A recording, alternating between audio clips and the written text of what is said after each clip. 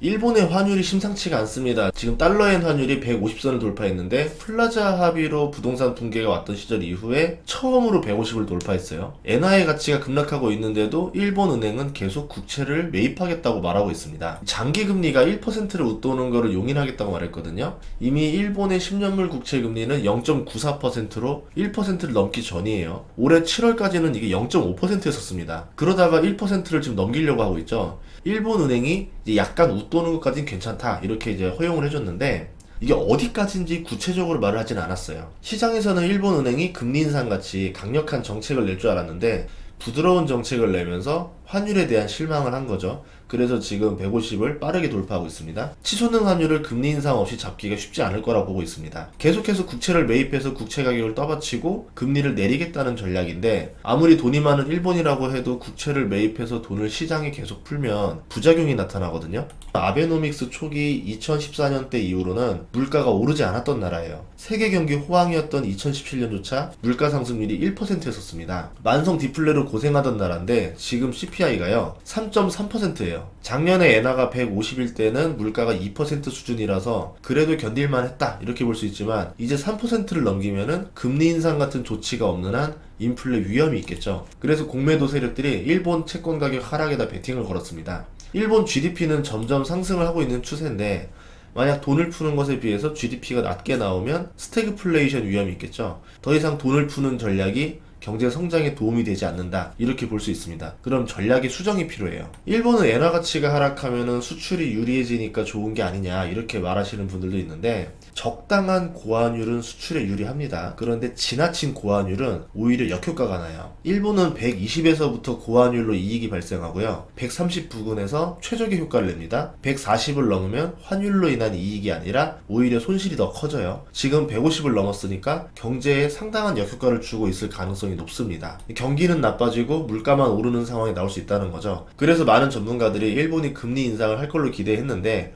일본 은행 입장에서도 국채 공매도 세력들이 그걸 기대하고 있다는 걸 알고 있기 때문에 그렇게 할 수가 없었던 거죠. 일본의 기준금리는 마이너스 0.1%로 마이너스 금리 상태입니다. 기준금리를 올리면 장기채 금리가 올라가요. 그러면 채권 가격이 하락하죠. 일본은 국채를 자국에서 대부분 소화하고 있어요. 그래서 국채 가격이 하락하면 자국민의 자산 손실이 심각합니다. 그래서 가급적 버티고 있는 것들도 있죠. 또 하나는 중국이 미국채를 계속 매도하고 있는 중인데 일본이 국채 금리를 올리면은 미국채를 매도하고 일본으로 돈이 넘어가는 흐름이 발생할 수 있죠. 그러면 미국채 가격은 더 하락하고 미국채 금리가 더 올라가게 됩니다. 일본이 그나마 미국채를 사주고 있어서 버티고 있었는데 하반기에 일본 국채 금리가 올라가면서 미국채 금리도 올라가는 흐름을 보이고 있죠. 연준의 영래포 자금도 이제 얼마 남지 않았고 일본도 이제 미국채를 사주는 게 한계에 도달했고 그럼 이런 상황에서 연준의 정책은 어떻게 해야 될 것인가? 바뀔 가능성도 있다라는 거예요. 일본이 보유한 미국채가 1516조고요. 네덜란드 GDP의 9.5%를 가지고 있고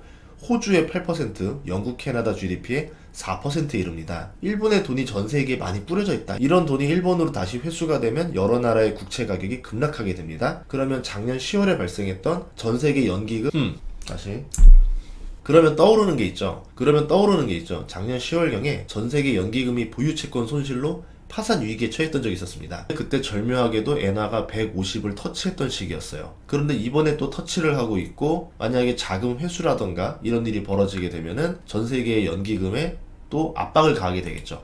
물론 작년에 경험을 했기 때문에 이제 과거와는 다르게 어느 정도 대응 매뉴얼이 나왔을 거고 쉽게 넘어가진 않을 겁니다. 하지만 그렇다 하더라도 엔화가 150을 넘어가는 거는 일본뿐만 아니라 다른 나라들에게도 압박이 거세게 들어갈 수 있다는 거죠. 현재 월가 공매도 세력들이 엔화가 150을 넘으면 일본이 견디기 어렵다는 걸 알고 있어요. 그래서 국채 하락에다가 공매도를 쳐놨습니다. 저라도 당연히 쳤을 것 같아요. 일본의 국채 가격이 오르는 것보다는 일본의 국채 가격이 내릴 확률이 상당히 높겠죠. 지금 일본 10년물 금리가 1%를 넘어가고 나면은 방어선이 급격히 무너지면서 금리가 발작하고 국채 가격 폭락이 올 수 있다. 이런 기사들이 나오고 있거든요. 전 세계에 뿌려졌던 엔케리 자금이라던가 와타나베 부인 자금이 회수가 되겠죠. 여러 국가들의 채권 가격이 하락할 수가 있고 여러 국가들의 채권 금리가 오르게 될 수 있습니다. 일본은 지금 환율 방어를 하고 있지만 금리를 올리지 못하는 상황이죠. 거죠. 미국은 일본이 미국채를 팔지 말기를 바라고 있을 거예요. 반대로 일본 국채 공매도 세력들이 연준에 무력 시위를 하는 건 아닌가 이런 생각을 해봤어요. 11월 1일 FOMC가 있는데 파월이 금리를 더 올리겠다는 발언을 할 수도 있잖아요. 그리고 오랫동안 올리겠다 말을 하게 되면은 미국채 금리가 더 올라가게 됩니다. 그러면 월가 입장에서는 그렇게 즐거운 일이 아니거든요. 그러면 국채 가격은 하락하게 되고 일본 국채 금리 상승을 더 압박하게 되는 거죠. 그러니까 파월의 입에서 비둘기성 발언이 나와야 미국채 금리도 내려가게 되고 일본 위기도 가라앉게 됩니다. 그래서 FOMC를 위한 강한 압박의 의도도 있는 게 아닌가 이렇게 생각을 해봅니다. 이런 말이 하나 있는데 연준과 맞서지 말라. 그리고 일본 은행과 맞서지 말라 이런 말이 있어요. 돈이 무한에 가까운 두 곳과 환율 금리 내기를 할 필요는 없다고 생각을 하거든요. 성공한 사례가 딱 하나 있죠. 영국을 조지 소로스가 파운드와 공격을 해서 성공한 사례가 하나 있습니다. 그 결과는 1992년 영국 증시가 검은 수요일로 마감을 했었죠. 일본이 환율 방어를 포기한 건지 헤지펀드들의 공격이 지금 상당히 거센 건지 이제 FOMC를 지나봐야 알 것 같은데 지금 상황에서는 우려되는 게 맞죠. 주식 투자자로서는 즐거운 소식이 아니라서 이 내용을 전달드렸습니다. 다음 시간에도 좋은 정보를 찾아뵙겠습니다. 구독과 좋아요, 알림 설정 부탁드릴게요. 고맙습니다.